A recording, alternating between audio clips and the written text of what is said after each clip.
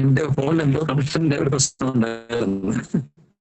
പ്രഭു എന്തോ ഒരു ഡിസ്റ്റർബൻസ് ഉണ്ട് കേട്ടോ. റേഞ്ച് ആണോ ഫോണിന്റെ പ്രശ്നമാണോ എന്ന് അറിയുന്നില്ല.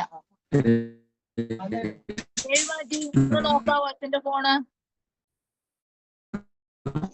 ഒരു മിനിറ്റ് മാജി.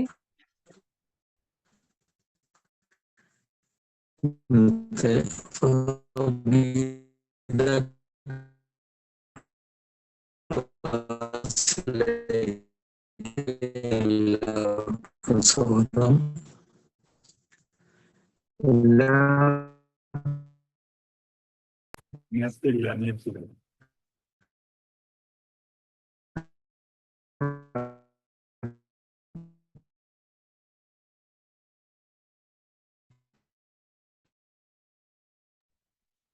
തിരുവനന്തപുരത്ത് മഴയുണ്ടോ മാതാജി? ഇന്ന് വലിയ കുഴപ്പമില്ല പ്രഭു. ഇന്ന് ഭയങ്കര മഴയാ ഇവിടെ. ആണോ? അത് അദ്ദേഹത്തിന്റെ ഫോണിന് എന്തോ പ്രശ്നം. ഇനി ഒന്നും ചെയ്യാൻ പറ്റില്ല. സോറി മാതാജി, എന്തോ പ്രശ്നം വന്നു എന്റെ ഫോണില്. നിങ്ങളുടെ ഫോണിൽ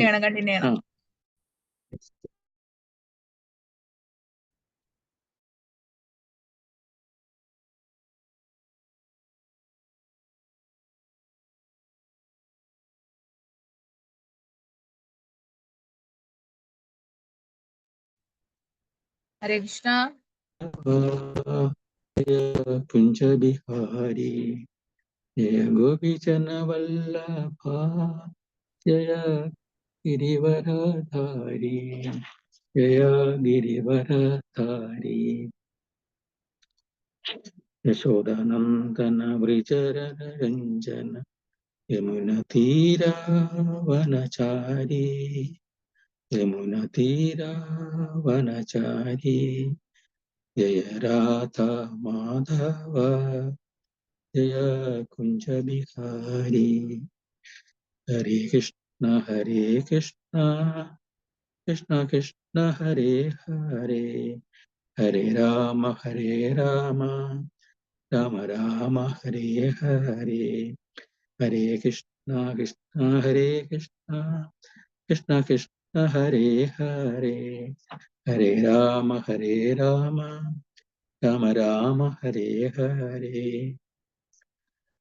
ഹരേ കൃഷ്ണ കൃഷ്ണ ഹരേ ഹരേ ഹരേ രാമ രാമ ഹരേ ഹരേ. ഓം നമോ ഭഗവതേ വാസുദേവായ. ഓം നമോ ഭഗവതേ വാസുദേവായ. ഓം നമോ ഭഗവതേ വാസുദേവായ. നാരായണം നമസ്കൃത്യം നരം ചൈവ നരോത്തമം ദേവീം സരസ്വതീം വ്യാസം തതോ ജയമുദ്രയേ നഷ്ടപ്രായേഷു ഭദ്രേഷു നിത്യം ഭാഗവത സേവയ ഭഗവതി ഉത്തമ ശ്ലോകേ ഭക്തിർഭവതി നൈഷ്ടകീ. മൂകം കരോതി വാചാലം പങ്കും ലംഘയിതേഹിരം കൃപാതമഹം വന്ദേ ശ്രീഗുരു ദീനതാരിണം ശ്രീ ചൈതന്യമീശ്വരം ശ്രീ പരമാനന്ദ മാധവം. നമുക്ക് ശ്ലോകത്തിലേക്ക് കടക്കാം. ഈ അധ്യായം ഗീത വിഷയ സംഗ്രഹം. ഗീത പറയുന്നതിനായിട്ടുള്ള അരങ്ങങ്ങൾ സജ്ജീകരിക്കുന്ന പ്പെടുന്നതിനെ കുറിച്ചുള്ള വിശദമായ വിവരങ്ങൾ തരുന്ന ഒരു അധ്യായമാണിത്. ഇത് ഭഗവത്ഗീതയിലെ 2-ാം അധ്യായമായിട്ട് വരും.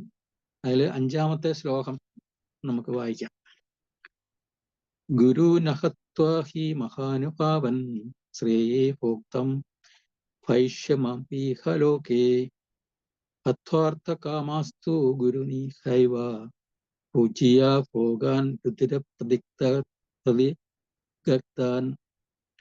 ഗുരു നഹത്വാ ഹി മഹാനുഭാവൻ ശ്രേയേ ഭോക്തം ഭൈഷ്യമീഹ ലോകേ ഹത്വാർത്ഥ കാമാംസ്തു ഗുരുനിഹൈവ പൂജ്യ ഭോഗാൻ രുതിരപ്രതിക്താൻ. വാക്കർത്ഥം: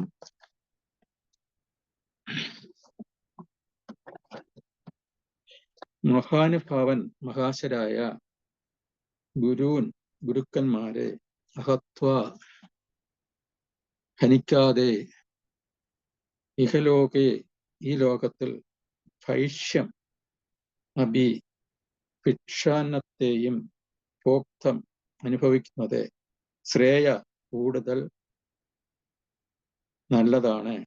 കിം തു എന്നാൽ ഗുരുക്കന്മാരെ ഹത്വ ഹനിച്ചിട്ട് ഇഹ ഏവം ഇവിടെ ഈ ലോകത്തെ തന്നെ രുതിരപതിക്താൻ ചോര നല്ലവണ്ണം പുരണ്ടവയും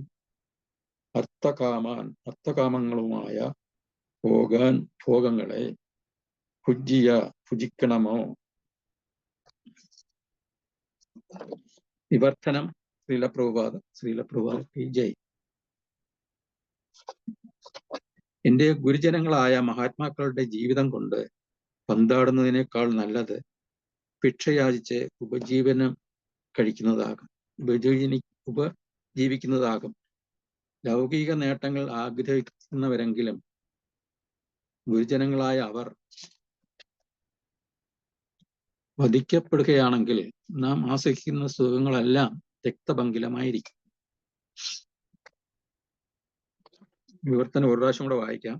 എന്റെ ഗുരുജനങ്ങളായ മഹാത്മാക്കളുടെ ജീവിതം കൊണ്ട് പന്താടുന്നതിനേക്കാൾ നല്ലത് ഭിക്ഷയാചിച്ച് ഉപജീവിക്കുന്നതാകും. ലൗകിക നേട്ടങ്ങൾ ആഗ്രഹിക്കുന്നവരെങ്കിലും ഗുരുജനങ്ങളായ അവർ വധിക്കപ്പെടുകയാണെങ്കിൽ നാം ആസ്വദിക്കുന്ന സുഖങ്ങളെല്ലാം രക്തപങ്കിലമായിരിക്കും. ഭാവാർത്ഥം: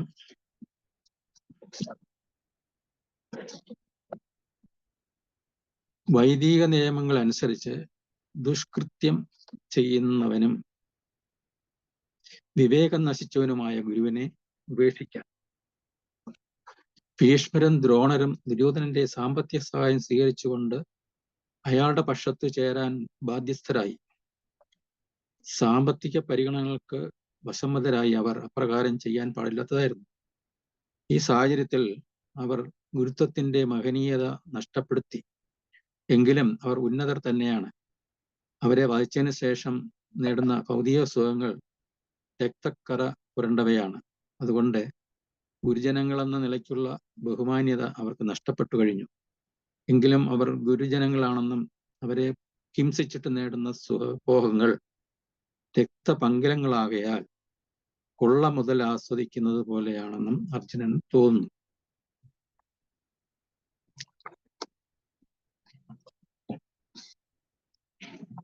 ഓം അജ്ഞാനതിമിരന്ധസ്യ ജ്ഞാനാഞ്ജലശലാകയാ ചക്ഷുരുന്മീലിതം യേന തസ്മൈ ശ്രീ ഗുരുവേ നമഃ.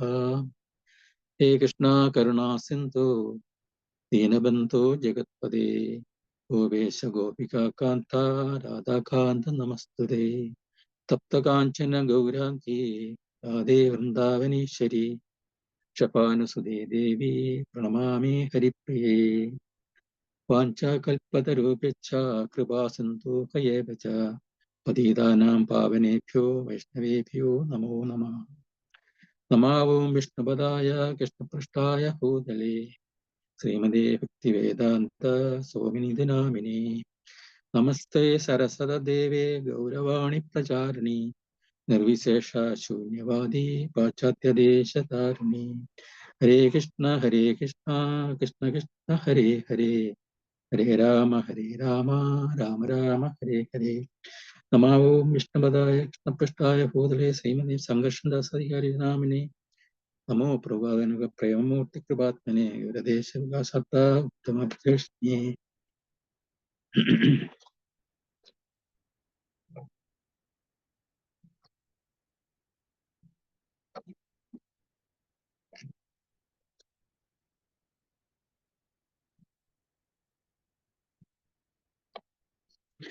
ഹരേ കൃഷ്ണ.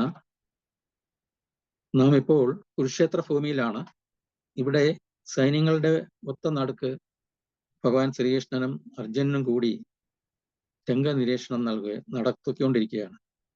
തൻ്റെ അടുത്ത ബന്ധുമിത്രാദികളെ യുദ്ധഭൂമിയിൽ കണ്ട അർജുനൻ അതീവ ദുഃഖത്തിലാണ്.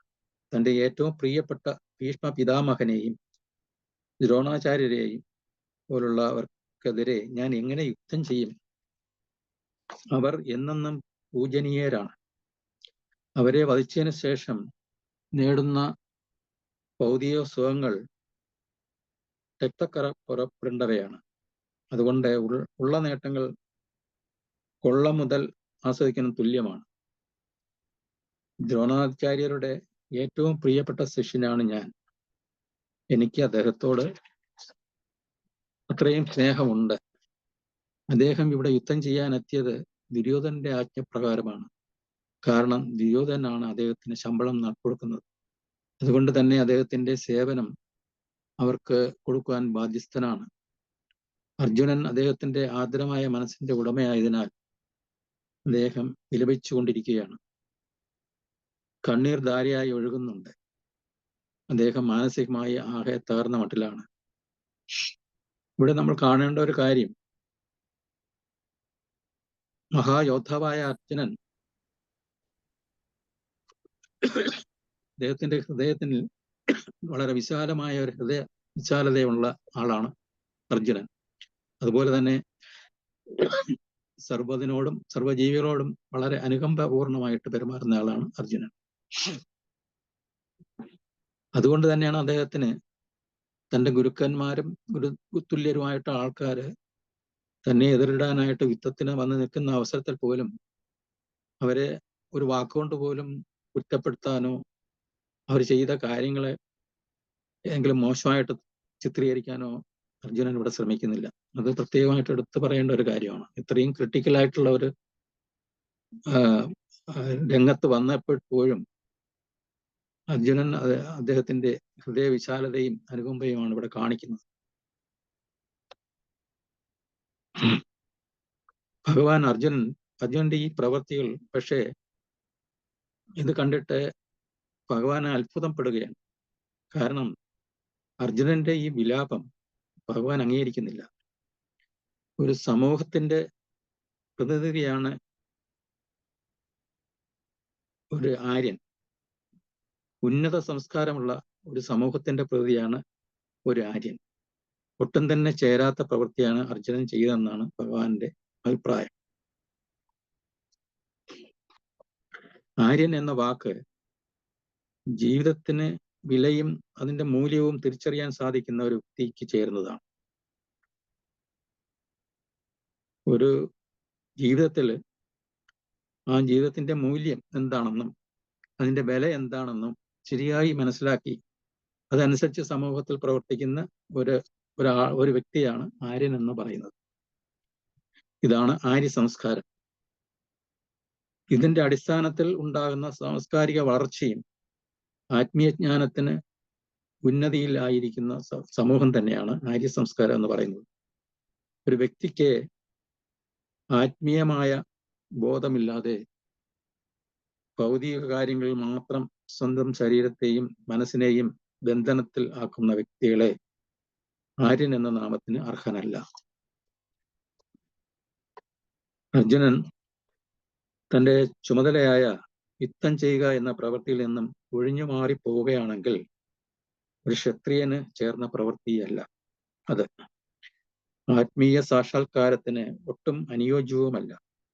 ഒരു ക്ഷത്രിയ യോദ്ധാവിന് ഒട്ടും ചേർന്ന പ്രവൃത്തിയുമല്ല ഇത്. അത് കാരണം ഭഗവാൻ അംഗീകരിക്കുന്നതുമില്ല.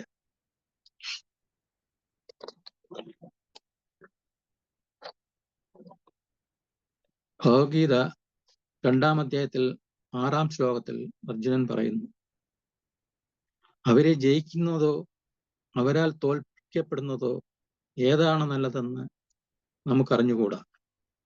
ധൃതരാഷ്ട്ര പുത്രന്മാരെ കൊന്നിട്ട് നാം ജീവിച്ചിരുന്നിട്ട് എന്തു കാര്യം? എങ്കിലും അവർ ഇപ്പോൾ ഈ യുദ്ധത്തിനായി നമ്മുടെ മുൻപാകെ നിൽക്കുന്നു. യുദ്ധം ചെയ്യുക ക്ഷത്രിയരുടെ കടമയാണെന്നറിയാം. എങ്കിലും അങ്ങനെ യുദ്ധത്തിനിറങ്ങി അനാവശ്യമായ ഹിംസ ചെയ്യണമോ അതിൽ നിന്ന് പിന്മാറണമോ എന്ന് തീരുമാനിക്കാൻ അർജുനന് കഴിയുന്നില്ല. വേദ സംസ്കാരം അനുസരിച്ച് നമ്മുടെ സമൂഹത്തിനെ 4ആയി തരംതിരിച്ചിരിക്കുന്നു. ഈ ലോകത്തിലെ എല്ലാ സമൂഹത്തിലും ഈ വേർതിരിവ് കാണാവുന്നതാണ്. നമ്മുടെ ശരീരത്തിനെ നോക്കിയാലും ഇത് സ്വാഭാവികമായി നമുക്ക് മനസ്സിലാക്കാം. ശരീരത്തിൽ തലയുണ്ട്, കൈകളുണ്ട്,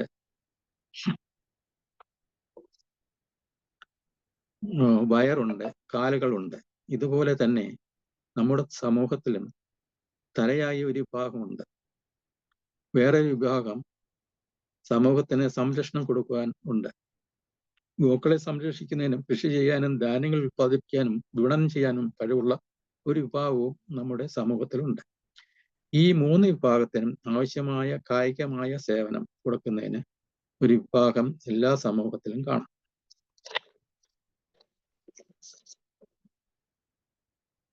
ഭഗവത്ഗീത അധ്യായം 4 ശ്ലോകം 13 ഭഗവാൻ ഇങ്ങനെ പറയുന്നു: ചാതുർവർണ്ണ്യം മായാസൃഷ്ടം ഗുണകർമ്മ വിഭാഗശ തസ്യ കർത്താരമപി മാം വിദ്യാകർത്താരമവ്യയം. പ്രകൃതി സഹജങ്ങളായ 3 ഗുണങ്ങളെയും തദാനുസൃതങ്ങളായ കർമ്മങ്ങളെയും മുൻനിർത്തി കൊണ്ട് മനുഷ്യ സമൂഹത്തിന്റെ 4 വർണ്ണങ്ങൾ ഞാൻ സൃഷ്ടിച്ചു. ഈ വിഭാഗങ്ങളെ സൃഷ്ടിച്ചു എന്നിരിക്കലും അവ്യനായ ഞാനല്ല അതിന്റെ കർത്താവ് എന്ന് അറിയുക. പ്രകൃതി സഹജങ്ങളായ 3 ഗുണങ്ങളെയാണ് അദ്ദേഹം ഇതിൽ സൃഷ്ടിച്ചതായിട്ട് പറയുന്നത്. അത് ഏതൊക്കെയാണ്? സത്വഗുണങ്ങളും രജോ ഗുണം, തമോ ഗുണം. ഇതാണ് 3 ത്രിഗുണങ്ങൾ എന്ന് പറയുന്നത്. ഈ ത്രിഗുണങ്ങളെ അവലംബിച്ചുകൊണ്ടാണ് വർണ്ണങ്ങളും വന്നിരിക്കുന്നത്. അതിന്റെ ഈ ത്രിഗുണങ്ങളുടെ സ്വാഭാവികമായിട്ട് ഉള്ള പെരുമാറ്റങ്ങൾ കൂടെ ഈ 4 വർണ്ണങ്ങളും വരുന്നുണ്ട്. മനുഷ്യ സമൂഹത്തിന് 4 വർണ്ണങ്ങൾ ഞാൻ സൃഷ്ടിച്ചു. ഈ വിഭാഗങ്ങളെ സൃഷ്ടിച്ചു എന്നിരിക്കലും അവ്യയനായ ഞാനല്ല അതിന്റെ കർത്താവ് എന്ന് അറിയുക. ഇത് സൃഷ്ടിച്ചിട്ടുണ്ടെങ്കിൽ ഭഗവാൻ ഇതൊന്നും ഈ ഗുണങ്ങളൊന്നും ബാധിക്കുന്നില്ല. ഭഗവാനെ ഒട്ടും യേശുന്നതുമില്ല. കാരണം അദ്ദേഹം നാശമില്ലാത്തവനാണ്. അതുകൊണ്ടാണ് അവ്യയനായ ഞാനല്ല അതിന്റെ കർത്താവ് എന്ന് പറയുന്നത്. സത്വഗുണ പ്രധാനികൾ അതുകൊണ്ട് ബ്രാഹ്മണരെന്ന് പറയപ്പെടുന്ന ബുദ്ധിശക്തി കൂടിയവരാണ് ആദ്യത്തെ വിഭാഗം. ബ്രാഹ്മണർക്ക് ബുദ്ധിശക്തിയുണ്ട്, അതുപോലെ സത്വഗുണവും ഉണ്ട്. അങ്ങനെയുള്ളവരെ ആദ്യത്തെ വിഭാഗമായിട്ട് കാണുന്നു, ഏറ്റവും ടോപ്പ് മോസ്റ്റ് ആയിട്ടുള്ള വിഭാഗം. രണ്ടാമത്തെ വിഭാഗം എന്ന് പറയുന്നത് ക്ഷത്രിയരാണ്. ക്ഷത്രിയരെന്ന് വിളിക്കുന്ന രണ്ടാമത്തെ വിഭാഗക്കാർ രജോ ഗുണപ്രധാനികളായതുകൊണ്ട് ഭരണാധികാരികളായി ആയിട്ട് വർത്തിക്കുന്നു. മൂന്നാമത്തേതായ വിഭാഗം വൈശ്യ വിഭാഗത്തിൽപ്പെട്ടവരാണ്. ഇവർ വ്യാപാരികള്, കൃഷി, ഗോരക്ഷ ഇങ്ങനെയെല്ലാം നടക്കുന്നതും വിപണനം നടത്തുന്നതും കൃഷി നടത്തുന്നതും എല്ലാം ഇവരാണ്. ഇവർക്ക് രജോ ഗുണവും തമോ ഗുണവും കൂടെ സമ്മിശ്രമായിട്ടാണ് ഇവരെ കാണുന്നത്. ഇനി തമോ ഗുണപ്രധാനങ്ങളായ തൊഴിലാളികളാണ് 4ാം ഭാഗത്തിൽപ്പെട്ടവർ. ഇവരെ ശൂദ്രർ എന്ന് വിളിക്കുന്നു. മേൽപ്പറഞ്ഞ ചാതുർവർണ്ണങ്ങളെ സൃഷ്ടിച്ചുവെങ്കിലും ഭഗവാന് ഇവയിൽ ഒന്നിലും പെടുന്നില്ല. അർജുനൻ ജനങ്ങൾക്ക് സംരക്ഷണം നൽകേണ്ടതായ ക്ഷത്രിയ വിഭാഗത്തിൽപ്പെട്ട ആളാണ്. ഈ സാഹചര്യത്തിൽ യുദ്ധത്തിൽ നിന്ന് പിന്മാറാൻ അർജുനൻ തീരുമാനിക്കുന്ന അവസരത്തിൽ തന്നെ ഭഗവാൻ അർജുനന് കർശനമായ ഉപദേശം കൊടുക്കുകയാണ്. യുദ്ധം ചെയ്യുക എന്നത് നിന്റെ പ്രാഥമിക കർത്തവ്യമാണെന്നാണ് പറയുന്നത്. ഏറ്റവും പ്രാഥമികമായ ഈ കാര്യത്തിന് ഭഗവാൻ എടുത്ത് പറയുകയാണ്, യുദ്ധം ചെയ്യുക എന്നത് നിന്റെ പ്രാഥമിക കർത്തവ്യമാണ്. കാരണം അർജുനൻ ഒരു ക്ഷത്രിയനാണ്. ക്ഷത്രിയന്റെ ഏറ്റവും പ്രാഥമികമായ ഡ്യൂട്ടിയാണ്, കർത്തവ്യമാണ് യുദ്ധം ചെയ്യുക, അല്ലെങ്കിൽ ജനങ്ങളെ സംരക്ഷിക്കുക, സ്വത്ത് രാജാവിൻ്റെയും ജനങ്ങളുടെയും സ്വത്തും ജീവനും സംരക്ഷിക്കുക എന്നുള്ളതാണ് അവരുടെ ഏറ്റവും പ്രധാനപ്പെട്ട കർത്തവ്യം. അപ്പൊ അതിൽ നിന്ന് മാറുക എന്ന് പറഞ്ഞു കഴിഞ്ഞാൽ അത് ഒരിക്കലും ഒരു ക്ഷത്രിയൻ യോജിച്ച കാര്യമല്ല. പൊതുവിൽ കൊല്ലുക എന്ന കാര്യം അത്ര നല്ലതല്ല, അത് ഭഗവാനും സമ്മതിക്കുന്നുണ്ട്. എങ്കിലും ശത്രുക്കൾ അക്രമം നടത്തുന്നതിനായി എല്ലാ സന്നാഹങ്ങളുമായിട്ട് ആക്രമിക്കുമ്പോൾ ആക്രമികളെ വധിക്കുക എന്നുള്ള കാര്യം പാവമുള്ളതല്ല എന്നാണ് ഭഗവാൻ ഇവിടെ പറയുന്നത്. അതിവിടെ ഉറപ്പിച്ച് പറയുകയാണ്. ഇപ്പോൾ ഭഗവത്ഗീതാ ഉപദേശത്തിന് എല്ലാ തരത്തിലുമുള്ള അരങ്ങ് ഒരുങ്ങിക്കഴിഞ്ഞിരിക്കുന്നു. ഇതിന്റെ ഏറ്റവും പ്രധാനപ്പെട്ട ഉദ്ദേശം അർജുനന് ആത്മീയമായ കാര്യങ്ങൾ മനസ്സിലാക്കി കൊടുക്കുക എന്നുള്ളതാണ്. ആത്മീയജ്ഞാനം എന്ന് പറയുന്നത് ആദ്യമായി ആത്മാവ് എന്താണെന്നും അറിയുക എന്നുള്ളതാണ്. ജനങ്ങൾ തങ്ങളുടെ ശാരീരിക ബോധത്തിൽ ബന്ധിതനായി കിടക്കുന്ന സാഹചര്യത്തെ ഭൗതികം എന്നും ആത്മാവിനെ കുറിച്ച് അറിവ് നേടുന്ന ആൾ അതനുസരിച്ചുള്ള പ്രവർത്തനങ്ങൾ കൂടി ഏർപ്പെടുന്നതിൽ ഇതിനെ ആത്മീയ ജ്ഞാനം ലഭിച്ച വ്യക്തി എന്നും പറയാം. ഇവിടെ അർജുനൻ യുദ്ധം ചെയ്യാൻ മടിക്കുന്നതിന്റെ പ്രധാന കാരണം അർജുനൻ തന്റെ ശാരീരിക ബോധത്തിൽ ബന്ധിക്കപ്പെട്ട് കിടക്കുകയാണ്. സാധാരണയായി നടത്തപ്പെടുന്ന ഒരു സുഹൃത്ത് സംഭാഷണത്തിൽ കൂടി ഈ പ്രശ്നം പരിഹരിക്കുവാൻ സാധിക്കുകയില്ല എന്ന് അർജുനന് മനസ്സിലായി. ആയതിനാൽ അർജുനൻ ഭഗവാന്റെ കാൽക്കൽ ശരണാഗതി എടുക്കുകയാണ്. ഭഗവാന്റെ ശിഷ്യനാവുകയും ചെയ്തു. അർജുനൻ പറയുകയാണ്, കൃഷ്ണ, ഇത്രയും നേരം ഞാൻ നിന്നോട് ഒരു സുഹൃത്തിനെ പോലെയാണ് പെരുമാറിയത്. പക്ഷെ ഇപ്പോൾ ഞാൻ അങ്ങയുടെ ശിഷ്യനാവുകയാണ്. എനിക്ക് വേണ്ട ഉപദേശങ്ങളും നിർദ്ദേശങ്ങളും തന്ന് എന്നെ രക്ഷപ്പെടുത്തൂ. ഞാൻ ഇനി എന്ത് ചെയ്യണമെന്ന് പറഞ്ഞു തന്നാലും എന്ന് അർജുനൻ ശരണാഗതി എടുത്തതിന് ശേഷം ഭഗവാനോട് പറയുന്നു. ഇപ്പോൾ ഭഗവത്ഗീത ഉപദേശം ചെയ്യുന്നതിനുള്ള എല്ലാ സാഹചര്യങ്ങളും ഒത്തുവരുന്നു. ഇത് ഭഗവാനും അർജുനനും തമ്മിൽ നടക്കുന്ന ഒരു സംഭാഷണവും ചർച്ചയുമായിട്ടാണ് അവതരിപ്പിച്ചിരിക്കുന്നത്. പരിധിയില്ലാത്ത ഒരു അധികാരിയുടെ ഏറ്റവും ശക്തമായ ഉപദേശങ്ങളുമാണ് ഭഗവത്ഗീതയിലുള്ളത്. ആയതിനാൽ എന്തൊക്കെയാണ് ഭഗവാൻ പറയുന്നത് അതെല്ലാം തന്നെ സത്യമായി എടുക്കണം. കാരണം ഏറ്റവും പരമോന്നതനായി പരമദിവ്യോത്തമ പുരുഷനാണ് ഈ വാക്കുകൾ വരുന്നത്. ഇത് ഏറ്റവും അവസാനത്തെ ആധികാരികമായ വാക്കുകളാണ്. ഇനി ആരാണ് ഈ ഭഗവാൻ? എല്ലാ ഗുണങ്ങളും ഒരുമിച്ച് ഒരു വ്യക്തിയിൽ പൂർണ്ണമായിട്ട് സമ്മേളിക്കുമ്പോൾ ആ വ്യക്തിയെ ഭഗവാൻ എന്ന് പറയാം. എല്ലാ ഗുണങ്ങളും തിളങ്ങി നിൽക്കുകയാണ്. ഏറ്റവും സമ്പന്നമായ സ്വത്ത്, ഏറ്റവും ശക്തി, ഏറ്റവും സൗന്ദര്യം, ഏറ്റവും കൂടുതൽ സ്വാധീനമുള്ള വ്യക്തി, ഏറ്റവും കൂടുതൽ വിജ്ഞാനമുള്ള വ്യക്തി, ഏറ്റവും കൂടുതൽ വൈരാഗ്യമുള്ള വ്യക്തി, ഇവയെല്ലാം തന്നെ ശ്രീകൃഷ്ണ ഭഗവാനിൽ നിറഞ്ഞു നിൽക്കുന്നു. ഇങ്ങനെയുള്ള ഒരു വ്യക്തിയാണ് പരമദിവ്യോത്തമ പുരുഷനായ ശ്രീകൃഷ്ണനെ ഭഗവാൻ എന്ന് പറയുന്നത്. ശാസ്ത്രത്തിൽ ശ്രീകൃഷ്ണനെ മാത്രമേ ഭഗവാൻ എന്ന് പറയുന്നുള്ളൂ. കൃഷ്ണാത്തു ഭഗവാൻ സ്വയം. കാരണം കൃഷ്ണൻ സ്വയം ഭഗവാനാണ്. ഇതുപോലുള്ള ഗുണങ്ങൾ ചെറിയ അളവിൽ ഏറിയും കുറഞ്ഞും മറ്റ് ദേവന്മാർക്കുണ്ടെങ്കിലും അത് പരിധിയില്ലാത്ത അളവിൽ ശ്രീകൃഷ്ണനിൽ മാത്രമേ ദർശിക്കാൻ കഴിയുകയുള്ളൂ. ശ്രീ നാരദമുനിക്കും ബ്രഹ്മാവിനും ഇതിലെ പല ഗുണങ്ങളും ചെറിയ തോതിലുണ്ട്.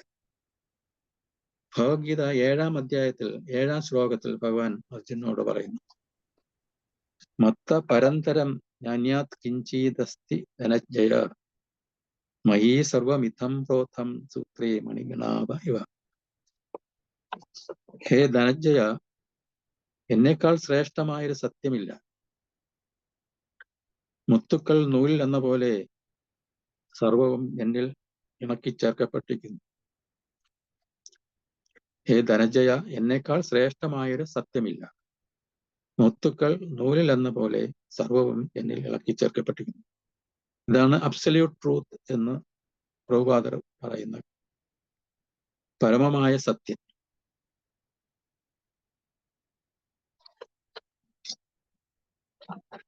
ശ്രീകൃഷ്ണനാണ് പരമദിവ്യോത്തമ പുരുഷൻ. അദ്ദേഹമാണ് ബ്രഹ്മന്റെ ഉറവിടം. പരമാത്മാവിന്റെ ഉറവിടവും അവിടുന്ന് തന്നെയാണ്. ആത്യന്തികമായ സത്യം നമുക്ക് 3 വിധത്തിൽ പ്രത്യക്ഷമാകും: ബ്രഹ്മൻ, പരമാത്മാ, ഭഗവാൻ. ആയതിനാൽ ഭഗവാൻ എന്ന് പറയുന്നത് ആത്യന്തികമായ സത്യത്തിന്റെ അവസാന വാക്കാണ്. അദ്ദേഹമാണ് ഈ പ്രപഞ്ചത്തിന്റെ എല്ലാ നിയന്ത്രണവും കൈകാര്യം ചെയ്യുന്നത്. അദ്ദേഹത്തിന് മറ്റൊരു വഴിയിൽ നിന്നും നിർദ്ദേശങ്ങൾ സ്വീകരിക്കേണ്ട യാതൊരു കാര്യവുമില്ല. അദ്ദേഹം സർവസ്വതന്ത്രനാണ്. അദ്ദേഹം എന്ത് ചെയ്താലും അതെല്ലാം പൂർണ്ണമാണ്. ഹരേ കൃഷ്ണ. ഈ ശ്ലോകത്തിൽ നിന്നുള്ള എനിക്ക് മനസ്സിലായ ചില കാര്യങ്ങൾ ആണ് ഇവിടെ പറഞ്ഞത്. ഈ എറിയ സംഭാഷണം ഇവിടെ അവസാനിക്കുന്നു.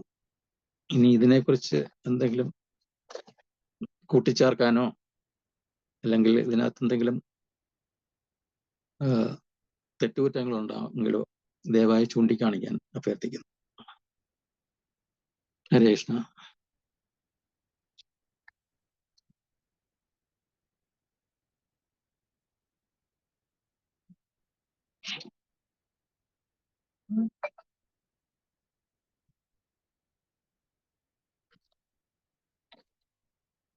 ഹരേ കൃഷ്ണ മാതാജി.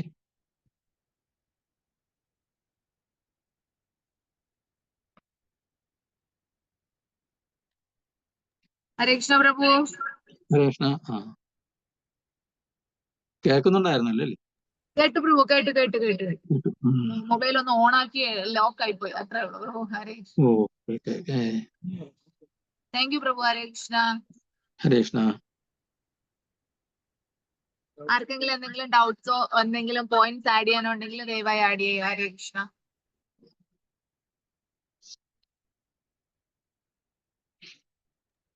ഹരേ കൃഷ്ണ. ആർക്കെങ്കിലും എന്തെങ്കിലും പോയിന്റ്സ് ആഡ് ചെയ്യാനുണ്ടെങ്കിൽ ദയവായി ആഡ് ചെയ്യുക. ഹരേ കൃഷ്ണ. ഹരേ കൃഷ്ണ. താങ്ക് യു പ്രഭുജി, വളരെ നന്ദി പ്രഭുജി. നല്ല ക്ലാസ്സിന് വളരെ നന്ദി Prabhuji. Thank you Prabhuji. Thank you Prabhu. Hare Krishna. Hare Krishna. Hare Krishna Prabhu. Close ചെയ്യാനോ പ്രഭു?